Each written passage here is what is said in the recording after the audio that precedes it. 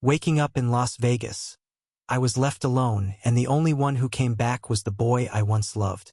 I woke up in a Las Vegas hotel room with glitter in my hair, a pounding headache, and no memory of how I got there or why the bed beside me was cold and empty. The worst part?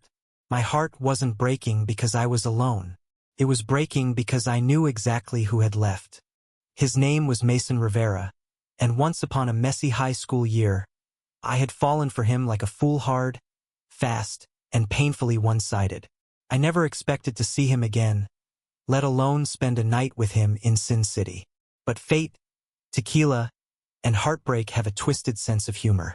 The night before had been a blur of neon lights, impulsive shots, and half-buried feelings resurfacing like landmines. We were both in Vegas for separate bachelor parties. He was supposed to be the best man for his brother. I was there trying to forget that mine had been canceled. Somehow we found each other in a rooftop bar. Somehow I let him dance with me. Somehow he kissed me like the past hadn't wrecked us. And somehow I let myself believe for just one night that he wanted more than closure. I sat on the edge of the bed, staring at the note he left. For words. I'm sorry. I can't. How original. The walls felt too quiet without him. Like even the echo of our laughter had packed up and left. The sunlight broke through the blinds in thin lines, striping my chest like guilt, like truth. I told myself to get dressed. I told myself I didn't care. I told myself he wasn't the first to leave, and he wouldn't be the last. But hours later, still barefoot on the hotel carpet, I wasn't convincing anyone. That was when the knock came. I opened the door, expecting housekeeping or warsy stranger telling me I had the wrong room. Instead, it was Mason, hair messy, eyes red-rimmed, and shirt wrinkled like he'd been sitting in his car crying for hours. "You're still here," he said softly, almost surprised. "No thanks to you," I replied, tone sharp enough to cut glass. He didn't defend himself, just stood there, shifting on his feet like a boy at his first confession. "Can I come in?" I let him. We sat in silence for a while, the air between us dense and aching. He kept glancing at the bed like it might say something first. Finally, he turned to me and whispered, "I didn't leave because I didn't feel anything. I left because I felt everything. And I didn't know how to handle it."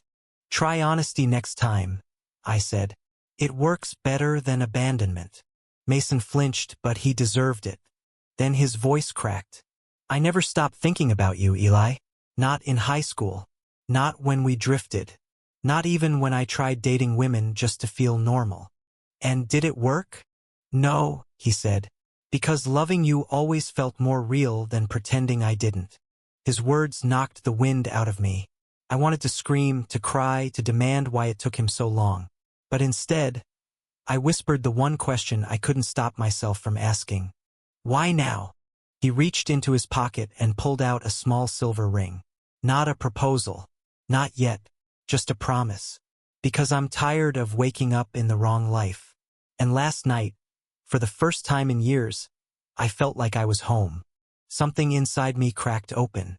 Not forgiveness. Not yet. But something gentler, hope, maybe." I took the ring in my hand, feeling its weight, feeling us. We didn't talk much after that. We just were. We leaned into the silence like it had answers. Mason lay down beside me, his hand brushing mine in the quietest kind of apology. The days that followed weren't perfect. There were questions, therapy, tearful phone calls to family, and messy confessions. But he stayed. Through it all, he stayed. We moved back to Portland a few months later. Started fresh. He taught photography at a local art center.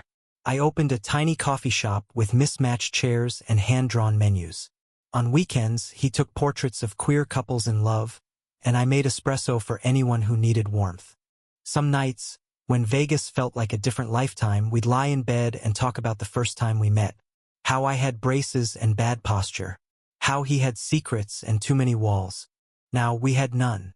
Now, when I wake up and see him beside me, I don't wonder if he'll leave.